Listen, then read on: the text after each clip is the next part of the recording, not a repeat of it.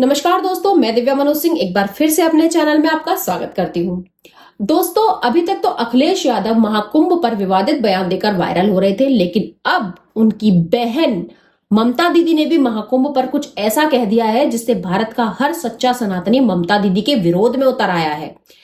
जी हाँ, पश्चिम बंगाल विधानसभा को संबोधित करते हुए ममता दीदी ने महाकुंभ में मची भगदड़ पर महाकुंभ की व्यवस्था पर सवाल उठाते हुए एक ऐसा विवादित बयान दे दिया जिसमें उन्होंने महाकुंभ को मृत्यु कुंभ कह डाला।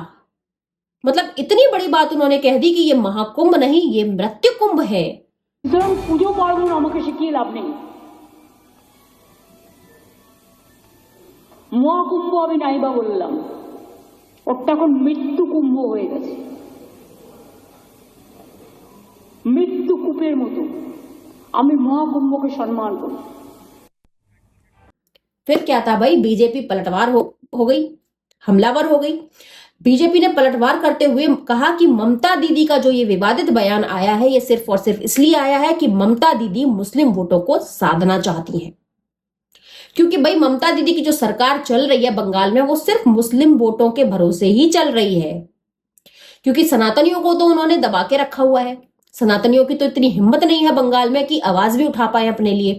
तो जो ममता दीदी की जो सत्ता चल रही है बंगाल में, वो सिर्फ और सिर्फ मुस्लिम वोटों की वजह से ही चल रही है। और अगर ये मुस्लिम वोट हाथ से चली गई तो बंगाल चला जाएगा ममता दीदी के हाथ से।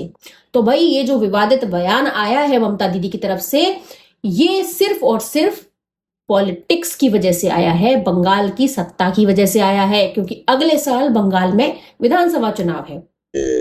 एक जवाबदारी और इतनी बड़ी नेत्री हैं, मैं समझता हूं कि उनको इतनी बड़ी हिंदू समुदाय की आबादी का अपमान नहीं करना चाहिए। उनके मुंह से निकला तो उनको माफी मांगना चाहिए। ममता बनर्जी आई तो नहीं, महाकुंभ का स्नान करने तो नहीं आई, लेकिन इस महाकुंभ जो एक तरह से देवत्व के उस स्नान का एक आकर्षण आध्यात्मिक केंद्र है, और जो लोगों के लिए उसको जिस तरह से बयान दे करके भावनाओं को आहत किया है, मुझे लगता है कि उन्होंने देश को शर्मसार किया है। तो ममता बनर्जी अपने वोट बैंक पॉलिटिक्स कर रही है, खुद को हिंदू बोल रही है, ब्राह्मण बोल रही है। तो इतना अगर हिंदू धर्म से प्यार है, आप तो हर साल ईद के नमाज में जाते हैं कोलकाता के रोड पे, रेड रोड पे, और वो गर्व के साथ आप शेयर भी करते हैं। करिए, कोई बात नहीं, आप आइए एक बार कुंभ में नहा के दिखाइए।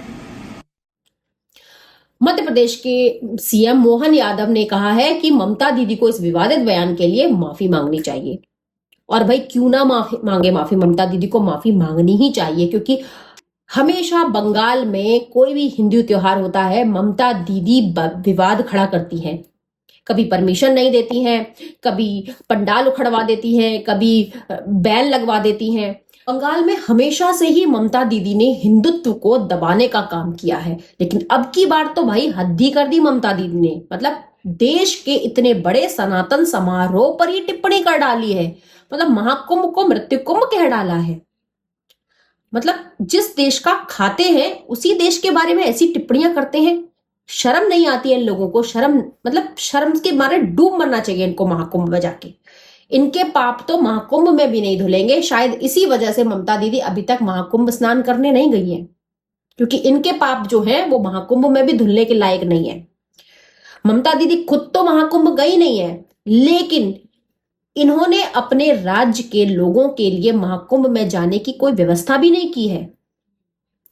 क्योंकि ये चाहती नहीं है कि बंगाल के लोग महाकुंभ में जाएं, आस्था से जुड़े, हिंदुत्व से जुड़े। इनका बस चले तो ये बंगाल के सभी हिंदुओं को कन्वर्ट करके मुस्लिम बना दे, ताकि इनकी वोट बैंक और भी ज्यादा मजबूत हो जाए। खैर, इसमें इनका दोष नहीं है ममता दीदी का, क्योंकि ममता दीदी का जो है वो अंतिम समय आ गया है। जब इंसान का अंतिम समय आ जाता है तो वो इसी तरह की अंटशंट बातें करता है। कहते हैं ना कि विनाश काले विपरीत बुद्धि, वही हाल है ममता दीदी का भी। अब ममता दीदी राहुल गांधी और अखिलेश यादव की राह पर चल पड़ी हैं। जिस तरह से कांग्रेस और समाजवादी पार्टी का सुपड़ा साफ हुआ है ना, ऐसे ही अब टीएमसी का भी सुपड़ा साफ होने वाला है। ये संकेत ममता दीदी खुद दे रही हैं। जिस तरह की हरकतें वो कर रही हैं, बंगाल का हिंदू भी जागने लगा है अब। और बंगाल का हिंदू इन्हें चुनाव में बता देगा कि इनकी औकात क्या है। तब इनको समझ में आएगा कि हिंदुओं की ताकत क्या होती है। जय हिंद।